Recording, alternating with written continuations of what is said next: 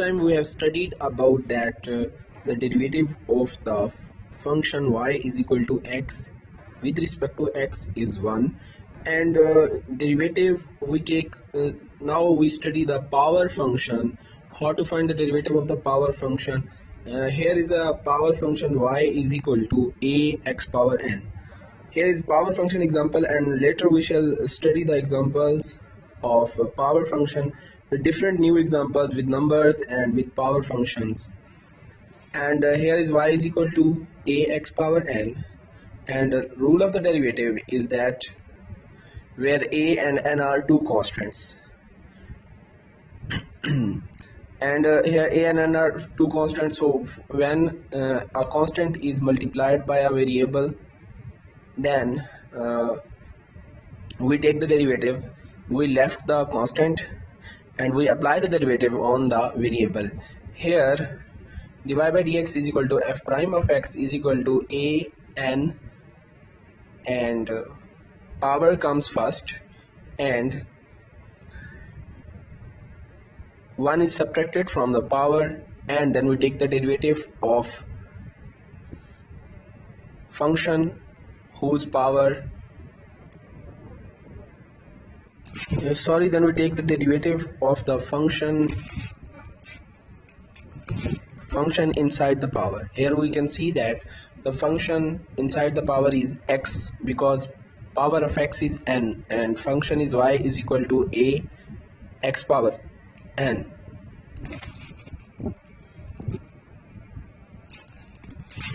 How we apply the rule? We first leave the constant as it is and power comes first and 1 is subtracted from the power, and then we take the derivative of the function inside the power, which is x. And similarly there are many examples. Y is equal to x square and derivative is given dy over dx is equal to y prime is equal to power comes first and 1 is subtracted from the power, so answer is 2x. Similarly y is equal to 4x cube, power comes first and 1 is subtracted from the power, and then we take the derivative of the function inside the power, which is x, and derivative of the x is 1. Similarly y is equal to 5x power 1 by 3. So here we leave the constant as it is and we take the derivative of power function, power comes first and 1 is subtracted from the power, and then we take the derivative of the function inside the power, which is x, and derivative of the x with respect to x is 1. Now here we are given many examples. Y is equal to x power 4 plus 2x cube plus x square, and we apply the derivative on the both sides with respect to x, and when there is a function, algebraic function are added together to make a new function, then the derivative is applied on all functions separately. We can see that derivative is applied on x power 4, then derivative is applied on 2x cube, then derivative is applied on x square, and as x power 4 is a power function, so power comes first and 1 is subtracted from the power, and then we take the derivative of the function inside power 4, which is 1. So 1 is multiplied, and then we leave the constant 2 and take the derivative of x cube, and here power comes first and 1 is subtracted from the power, and then we take the derivative of the function inside the power, which is x. Similarly then we take the derivative of x square and power comes first, then we subtract 1 from the power and take the derivative of the